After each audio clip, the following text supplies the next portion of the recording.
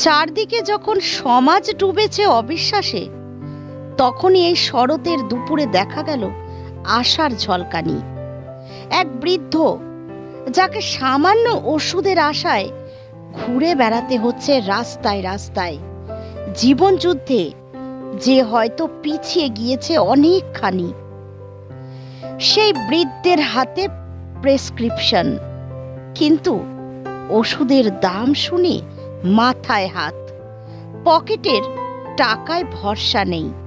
ঠিক তখনই সমাজ যখন চোখ ফিরিয়ে নিচ্ছিল, পাশে দাঁড়ালেন এক কর্তব্যরত সিভিক ভলেন্টিয়ার, নাম প্রসেনজিৎ ঘোষ।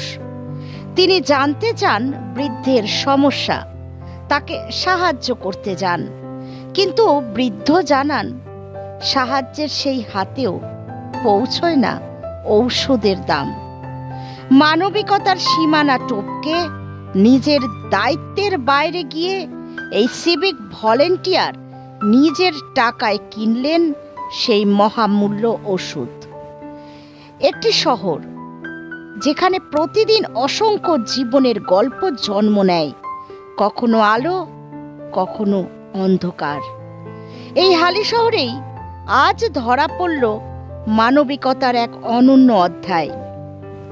হালি শহর দেখল এক অন্য হালি শহর, যেখানে এখনো ভালোবাসা আছে, আছে মানুষের পাশে দাঁড়াবার মানসিকতা।